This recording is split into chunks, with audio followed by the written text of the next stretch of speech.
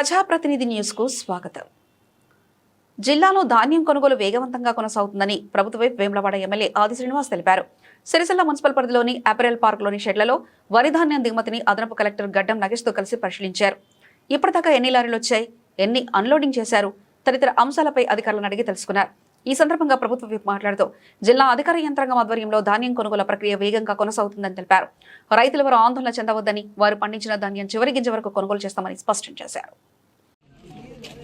ధాన్యం కొనుగోలు కేంద్రాలు ఉన్నటువంటి వరి ధాన్యాన్ని వేగవంతంగా కొనుగోలు చేస్తూ రైస్ మిల్లులకు తరలించేటువంటి కార్యక్రమాన్ని రాజన్న సిరిసిల్ల జిల్లా అధికార యంత్రాంగం కలెక్టర్ గారి ఆధ్వర్యంలో, అడిషనల్ కలెక్టర్ గారి ఆధ్వర్యంలో, పౌర సరఫరాల శాఖ, బియ్యం అన్ని శాఖలకు సంబంధించినటువంటి అధికారులు కసరత్తు చేస్తూ రైస్ మిల్లులకు పంపించి ఏర్పాటు చేసే క్రమంలో ఈసారి పంట రైతాంగం ఈ రాజన్న సిరిసిల్ల జిల్లాలో 1,90,000 ఎకరాలలో ఇంచుమించు వేసినట్టుగా అధికారిక లెక్కల ప్రకారం వస్తున్నటువంటి ధాన్యం దిగుబడిని చివరి గింజ వరకు కూడా కొనుగోలు చేసేటువంటి ప్లాన్ చేసే క్రమంలో గౌరవ ముఖ్యమంత్రి రేవంత్ రెడ్డి గారు కూడా ఖచ్చితమైన ఆదేశాలు ఇచ్చి ఎక్కడ రైతుకు ఇబ్బంది తలెత్తకూడదని చెప్పిన క్రమంలో గతంలో రైస్ మిల్లల్లో పేరుకపోయిన ధాన్యాన్ని కూడా దృష్టిలో పెట్టుకొని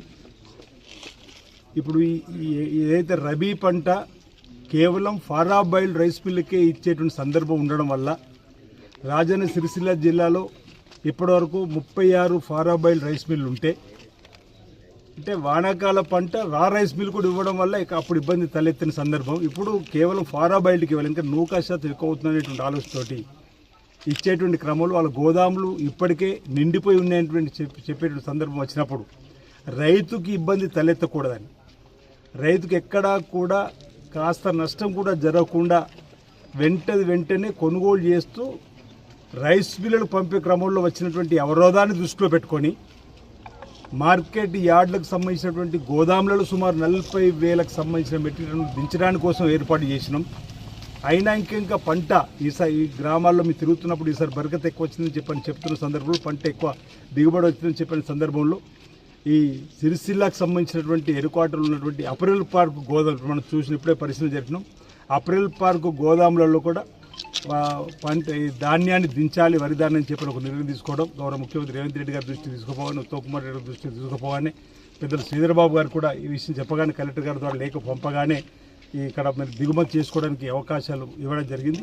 నిన్నటి నుంచి ఇక్కడ దిగుమతులు అంటే 2 రోజుల నుంచి ఇంచుమించు దిగుమతులు ప్రారంభమైనాయి. ఈసారి అధికారులతో కలిసి ఇంతకుముందు కలెక్టర్ గారు కూడా వచ్చి ఇక్కడ పరిశీలన జరిపిపోవడం జరిగింది. మేము కూడా వచ్చి పరిశీలన జరిపిన క్రమంలో ఇక్కడికి వచ్చేటువంటి లారీలకు సంబంధించినటువంటి సౌకర్యాలు, వారికి వచ్చేటువంటి హమాలీలకు కానీ, డ్రైవర్లకు కానీ, లేదా వెంట వచ్చే రైతులకు కానీ, లేదా వెంట వచ్చేటువంటి పౌర సరఫరా శాఖ అధికారులు కానీ, రెవెన్యూ శాఖ అధికారులు కానీ ఇబ్బంది తలెత్తకుండా ఇక్కడనే మరి ప్రత్యేకంగా భోజన వసతులు కూడా ఏర్పాటు చేయాలని చెప్పిన ఒక నిర్ణయం తీసుకొని ఆదేశాలు కూడా ప్రభుత్వ పక్షాన్నే ఇవ్వడం జరిగింది. ఉదయం, మధ్యాహ్నం, రాత్రి 3 పూటలు కూడా ఇక్కడ ఉండేటువంటి వారికి భోజన వసతిని కల్పిస్తూ ఈ వచ్చేటువంటి వాహనాలు, అది లారీలు, అదేవిధంగా వ్యాన్లు, ట్రాక్టర్లను దిగుమతి చేసేటువంటి ఏర్పాట్లను ప్రభుత్వ పక్షం చేస్తుందని చెప్పిన మాట సందర్భంగా చెప్తూ, మీరు గతంలో చూడండి లారీల ద్వారానే దిగుమతి అయ్యేటుంటే, ఈసారి పంట రాబడి ఎక్కువగా ఉంది, పంట ఎక్కువగా పండింది, లేదంటే ఎక్కువ శాతం పంట రైతులు వేసారు కాబట్టి ఈసారి లారీలతో పాటు అదనంగా వ్యాన్లకు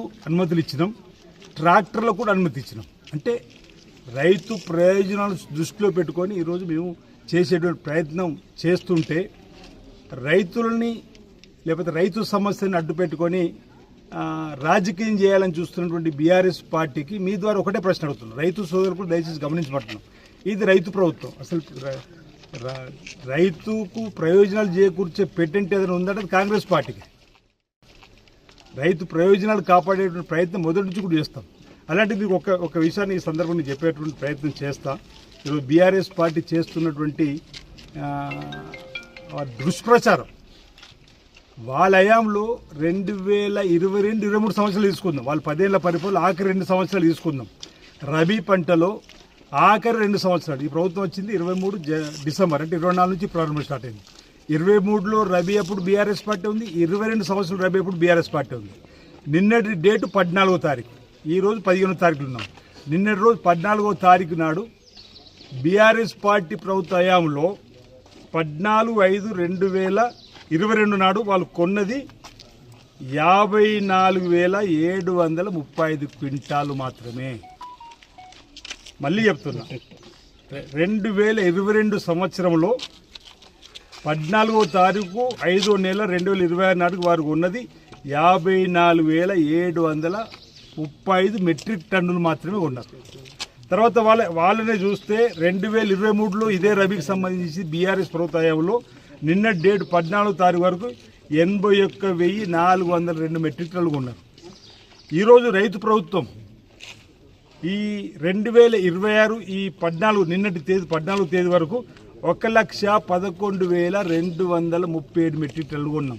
అంటే గత సంవత్సరం కంటే 30,000 మెట్రిక్ టన్నులు ఎక్కువ కొన్నాం. అంటే 2023 సంవత్సరం కంటే చూస్తే 30,000 మెట్రిక్ టన్నులు ఎక్కువ కొన్నాం నిన్న డేట్ వరకు. ఒకవేళ 2022 సంవత్సరం చూస్తే 47,000 మెట్రిక్ టన్నులు ఎక్కువ కొన్నాం ఇప్పటికంటే రైతుల దగ్గర నుంచి. అంటే మీ హయాంలో రైతులు పడ్డ ఇబ్బందులకు మీరు చేసినటువంటి దృష్టిలో పెట్టుకొని మీరు రైతుకు ఇబ్బంది కాకుండా చూడాలని చేసే ప్రయత్నంలో భాగంగా వేగవంతంగా చేస్తున్న సందర్భం. అందుకే ఈ ఫిగర్ చూస్తే మీకు అర్థమవుతుంది. 54,000, 81,000, 1,11,000. అంటే రైతు సోదరులకు విజ్ఞప్తి చేస్తూ ఉన్నాం, కొనుగోలు వేగవంతంగా జరుగుతూ ఉన్నాయి. అక్కడక్కడ ఇబ్బంది జరుగుతులేదని మేము అనలేదు. ఆ ఇబ్బంది అధిగమించడానికి కోసం ఈరోజు వ్యాన్లను కొనుగోలు కేంద్రాల ద్వారా తీసుకుపోయి అనుమతులు ఇచ్చినాం, ట్రాక్టర్ల ద్వారా అనుమతి ఇచ్చినాం. ఈరోజు అప్రెల్ పార్క్లో గోదాములు ఇస్తున్నాం, మార్కెట్ యార్డులో ఉన్న గోదాములు కూడా ఇస్తూ ఉన్నాం. ఈ అంశాన్ని దయచేసి రైతులు గమనించి మీరందరూ కూడా ఈ అంశంలో మీ కొనుగోలు కేంద్రాల దగ్గర నుంచి మేము ఆల్రెడీ మార్కెట్ కమిటీ చైర్మన్కి ఈరోజు సర్పంచుల సమావేశాలు కూడా చెప్పడం జరిగింది. అందరికీ విజ్ఞప్తి చేస్తున్నాం, వేగవంతంగా ప్రభుత్వం కొనుగోలు చేస్తుంది. ఎవరికి ఎలాంటి ఇబ్బంది తలెత్తకుండా చివరి గింజ వరకు కూడా రైతులు పండించిన పంటలను కొనుగోలు చేస్తుంది. ఎవరికి నష్టం రాకుండా చూసేటువంటి బాధ్యత ప్రభుత్వం అని చెప్పిన మాట సందర్భంగా చెప్తా. అందుకే ఈరోజు ఇక్కడ ఈ అప్రెల్ పార్క్లో గోదాములు సందర్శిస్తున్నాం. మొన్న రైస్ మిల్ కూడా సందర్శించాం. అధికారులు కూడా కలెక్టర్ గారు, అడిషనల్ కలెక్టర్ గారు, డిఎస్ఓ గారు, డిఎంఓ గారు, ఎంఆర్ఓలు, ఆర్డీఓలు, మార్కెట్ కమిటీ చైర్మన్లు, అధికారులు, ప్రజాప్రతినిధులు అందరూ కూడా రైతులకు అండగా నిలబడడానికి కోసం ఈరోజు అన్ని ప్రాంతాల్లో కూడా వారి కోసం తిరుగుతూ ఉన్నారు. ఎక్కడ కష్టం వచ్చినా మా దృష్టి తీసుకురావండి.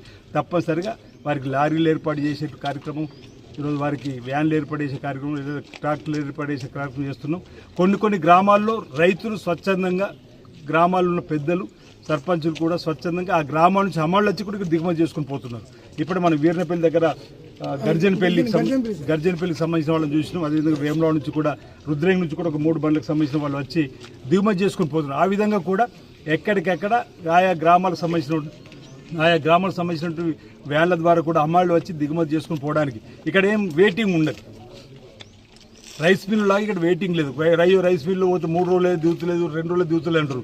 ఈ గోదాములో అలాంటి పరిస్థితి లేదు. రాగానే వెంటనే దిగుమతి అయ్యే విధంగా కూడా చక్కటి ఏర్పాటు చేసి వచ్చిన వారికి కూడా భోజన వసతి కూడా ఏర్పాటు చేసేటువంటి కార్యక్రమం. ఎందుకంటే పట్టణానికి దూరంగా ఉంది, ఆడు పోతే నీళ్లు లేవు, నిప్పులు లేవు, భోజనం ఎట్లా మాకు ఇబ్బందులు పడేటువంటి పరిస్థితి కూడా లేదు. వారికి కూడా అలాంటి అంటే ఆ విమర్శ రాకుండా కూడా ఈ ప్రయత్నం చేస్తున్నాం. వాళ్ళు అన్న అవకాశాలు ఉంటే కూడా ఆ విమర్శ రాకుండా కూడా రేపటి నుంచే ఇక్కడ సిరిసిల్ల ఎంఆర్ఓ గారికి మరి ప్రభుత్వం అధికారులు, కలెక్టర్ గారు, అడిషనల్ కలెక్టర్ గారు, అధికారులు వారు కూడా ఇక్కడ ఉండడం జరిగింది. రేపటి నుంచి ఏర్పాటు చేస్తున్నారు. రైతు సోదరులు ఈ యొక్క ప్రభుత్వం చేస్తున్నటువంటి ఈ క్రమాన్ని, ఈ కార్యక్రమాన్ని మరి చూసి సహకరించాలని, సహకరిస్తారని చెప్పి ఒక భావన సందర్భంగా వ్యక్తం చేస్తా ఉన్నా.